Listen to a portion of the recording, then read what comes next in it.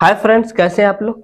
आज की इस क्लास में हम देखेंगे चार्टर एक्ट ऑफ 1833 1833 का चार्टर एक्ट और इसके क्या क्या फीचर्स है। जैसा कि प्रीवियस के लेक्चर में हमने जो है चार्टर एक्ट ऑफ 1813 यानी 1813 का देखा, उसके पहले जो है 1793 का देखा, उसके पहले जो है main feature of regulating act देखे थे। आज जो है इम्पोर्टेंट टॉपिक है, तो चलिए आइए देखते हैं कि इसके क्या क्या फीचर्स हैं। जैसा कि फ्रेंड्स आप देख पा रहे हैं, यहाँ पे लिखा गया फीचर्स, ये है चार्टर एक्ट ऑफ 1833 1833 का चार्टर एक्ट है, ये उसके फीचर्स हैं। तो फीचर 6 इंपॉर्टेंट पॉइंट हमने लिखा है, बहुत सारे फीचर्स हैं लेकिन एग्जाम ओरिएंटेड हम आपको बता रहे हैं जो एग्जाम में बार बार रिपीट किए जाते हैं। तो चलिए आइए देखते हैं इसका पहला पॉइंट क्या लिखा गया है।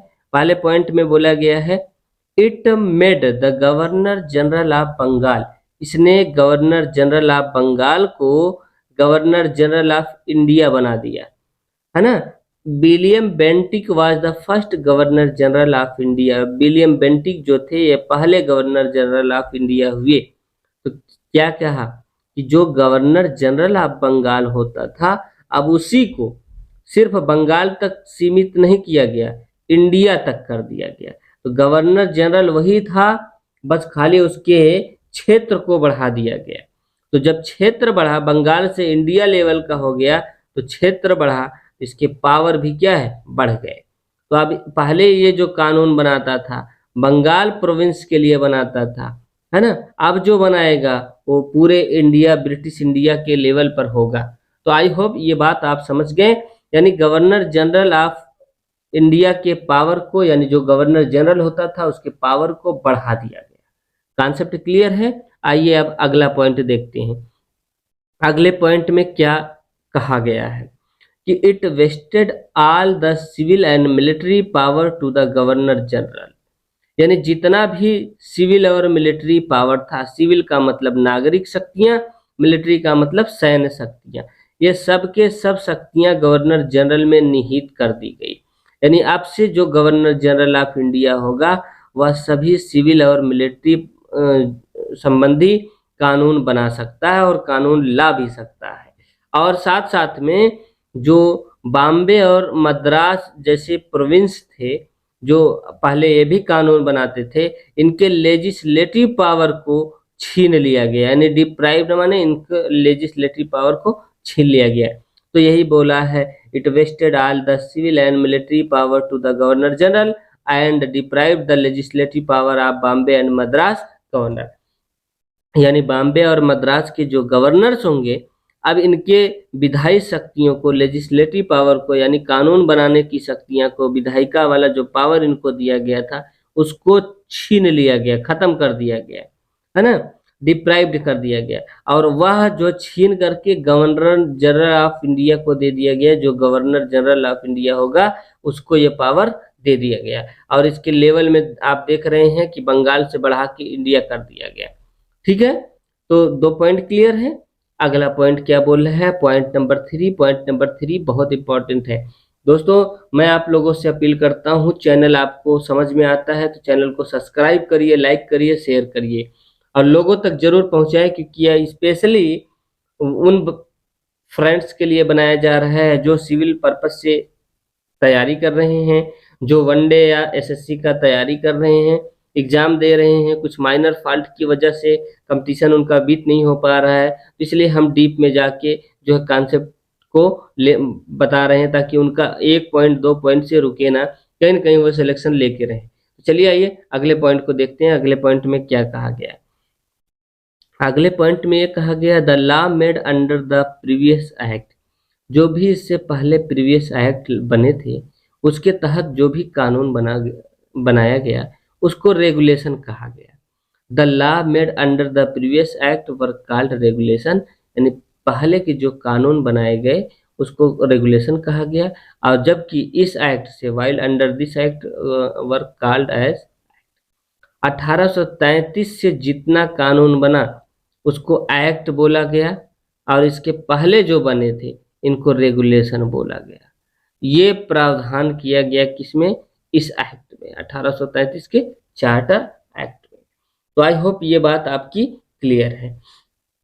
उसके बाद पॉइंट नंबर 4 में बोल रहा है कि जो कमर्शियल एक्टिविटीज थी ईस्ट इंडिया कंपनी की इंड कर दी गई and purely made administrative body. इसका यह मतलब हो गया कि अब से जो व्यापार संबंधी गतिविधियां थी ईस्ट इंडिया कंपनी को उसको समाप्त कर दिया गया और इससे यह कहा गया आज से अब से आप एडमिनिस्ट्रेटिव बॉडी हैं, यानी आप प्रशासनिक है ना संस्था हो गए हैं। आपका काम है प्रशासन की देख रेख करना, यानी आप अब लॉ एंड ऑर्डर मेंटेन करिए, लॉ एंड ऑर्डर मेंटेन करिए और ये जो कमर्शियल एक्टिविटीज थी उसको इंड कर दीजिए। इस एक्ट के माध्यम से ऐसा कहा गया, ठीक है। यानी आप यह कह सकते हैं कि कमर्शियल शक्तियों को खत्म करके उसके एडमिनिस्ट्रेटिव शक्तियों को बढ़ावा दिया गया, यानी अब वह कमर्शियल एक्टिविटी नहीं रह के एडमिनिस्ट्रेटिव बॉडी बन गई ईस्ट इंडिया कंपनी।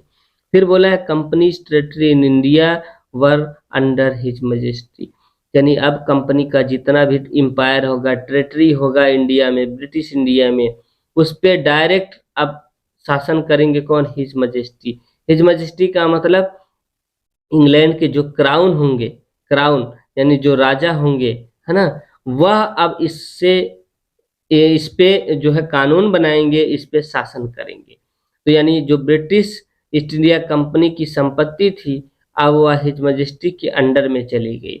तो जो क्राउन होगा, जो राजा होगा, वह डोमिनेट करेगा अब जो है इस टेरिटरी को, ना कि ईस्ट इंडिया कंपनी। तो पॉइंट नंबर 4 का मतलब क्लियर है। पॉइंट नंबर 5 में देखते हैं क्या बोला गया है।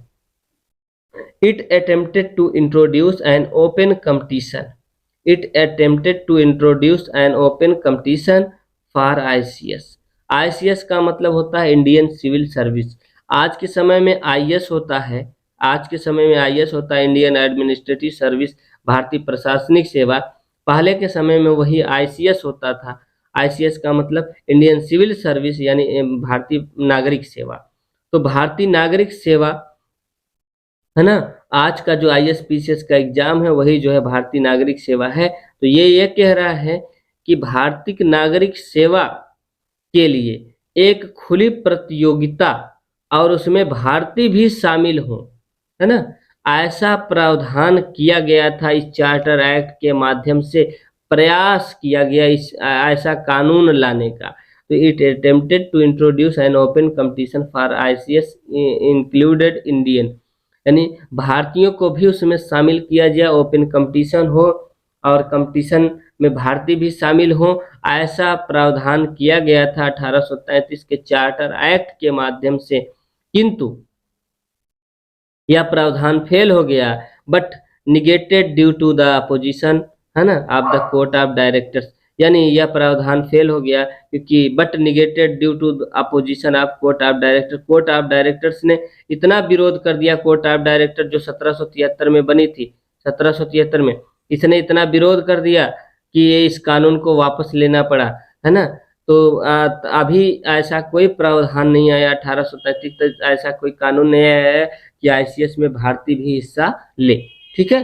तो आगे देखिए क्या बोला है पॉइंट नंबर 6। पॉइंट नंबर 6 बोला है कि this act was final step toward centralization, यानी यह जो एक्ट है यानी फाइनल स्टेप था टुवर्ड सेंट्रलाइजेशन। इस एक्ट के माध्यम से लास्ट स्टेप उठाया गया कि कंपनी के टेरिटरी को सेंट्रलाइज किया जाए, कंपनी के टेरिटरी को सेंट्रलाइज किया जाए यानी केंद्रीकरण किया जाए इंडिया में। यह लास्ट स्टेप था, इसके बाद कोई स्टेप नहीं उठाया गया। इसके बाद जो भी स्टेप उठाया गया वह रूलिंग संबंधी था, यानी शासन संबंधी था, यानी शासन कंपनी जो है अब क्या करेगी, शासन करेगी, ना कि जो है एम्पायर जीतेगी और उसको सेंट्रलाइज करेगी। तो आई होप फ्रेंड्स आपको ये पॉइंट समझ में आ गए। अगर आपको ये पॉइंट समझ में आते हैं चैनल को लाइक करें, सब्सक्राइब करें, कमेंट करें। मिलते हैं अगले वीडियो में अगले चार्टर एक्ट के साथ, वो जो हमारा लास्ट चार्टर एक्ट होगा 1853 का। ठीक है, बाय बाय।